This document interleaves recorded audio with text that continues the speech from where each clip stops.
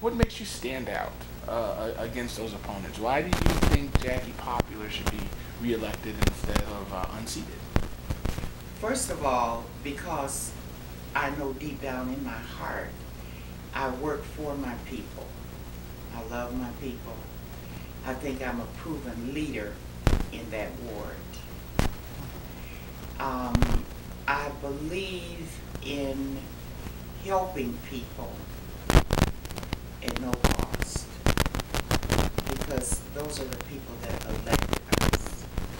When I first ran, I had told the gentleman, when they asked me a question, I said, I'm a different type of politician.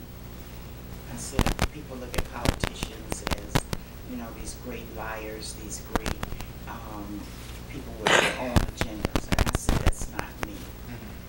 Because, Paul, I'm going to tell you, I didn't win this seat.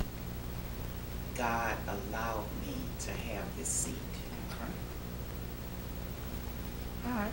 Well, let's talk about it. I mean, you've been in council for 4 years, trying to get 4 more.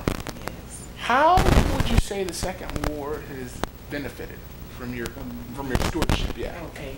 First of all, the second ward has been served with dignity.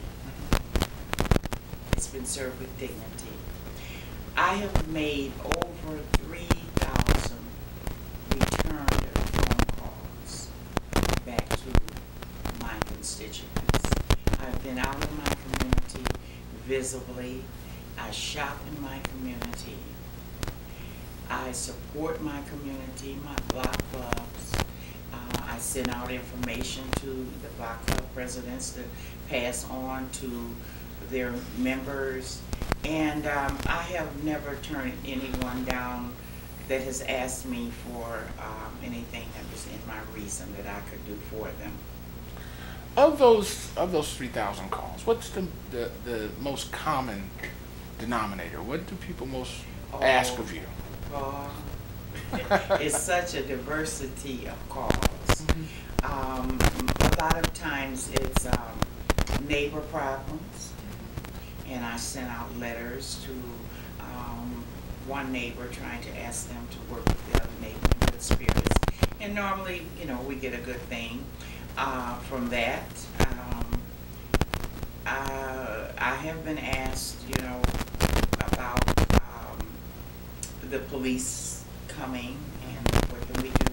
I've had a lot of drug house calls, and I did work with undercover officers so we can get some of these drug houses taken care of, and it worked just fine. Right now, up to date calls basically are grass calls. I have abandoned home calls. I have worked tremendously with the land bank, because that's who's cutting the second ward and the first ward, and they have done a marvelous job. We still have a ways to go, but they just can't dwell on one ward. They do have 9 wards, but I have to say they've stepped up to the plate. And all I ask of my constituents is to give me a call so I can resolve the problem. And a lot of my constituents have said that all they wanted was a phone call back. That was something that the previous person had not done. And I'd call everyone back. I tell them within a 48-hour period, I'm going to call you. Now, some people I've called at 11 o'clock at night. I apologize, because I told them, I didn't say what time I was calling you, but I did tell you I was calling you back. Right. And so I haven't had any problem with whatever time. And then I found some of my seniors that don't have family at home. When I call them, people just want someone to talk to.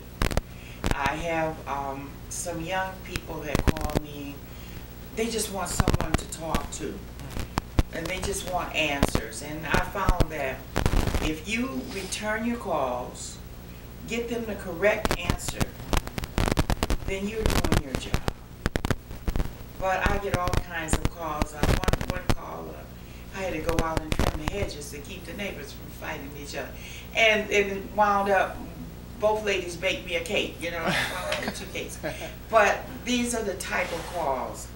And if it wasn't in my heart to do this, I wouldn't do it. But you know, it's just in my heart, and I do whatever I can for my constituents. I was privileged. I was at the debate the other day, and unfortunately, I was there in time to see Mr. Davenport kind of go off on you.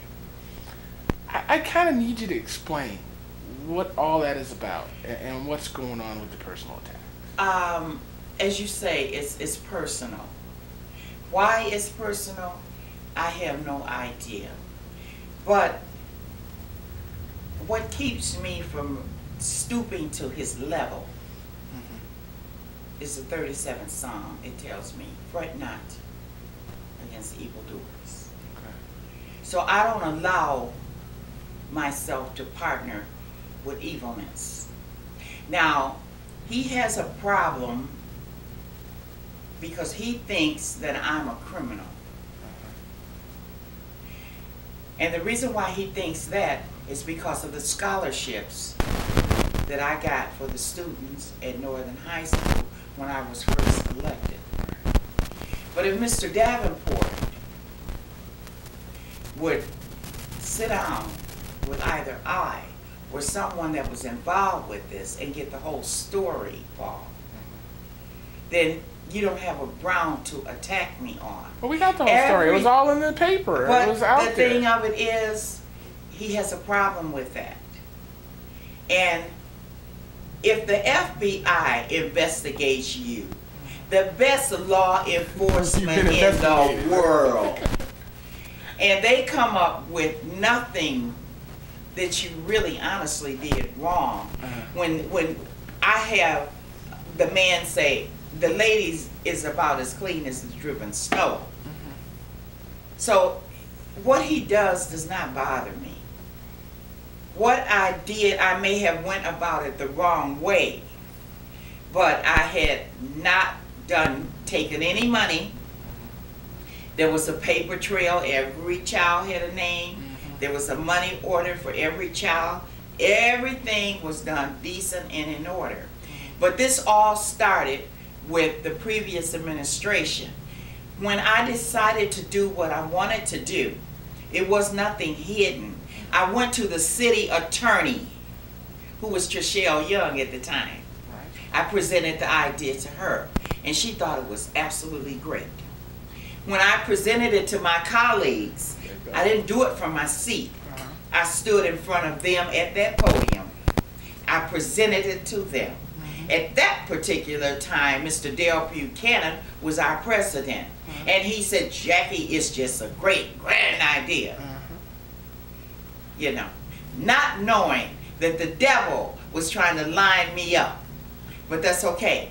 That storm that God took me through, as everybody know, I'm a better person. And I thank God for allowing that to happen.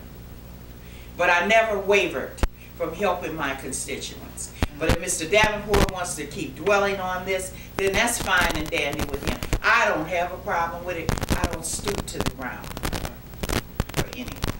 Let's talk about the second ward. What do you think are the greatest needs for your constituent? And how can you accomplish getting them for them? The greatest need, and not just for the second ward, Paul, the greatest need is for the city of Flint, and that's jobs.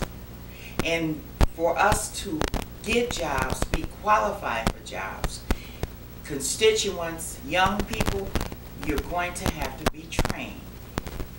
They must realize that education from this day forward is the only key that's going to get you a job.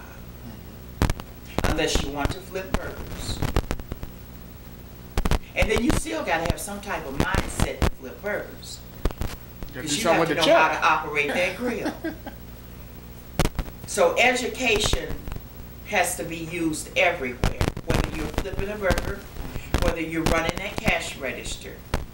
And our young people are going to have to understand, if 1,000 jobs came today, we wouldn't have 1,000 young people in the city of Flint that's qualified.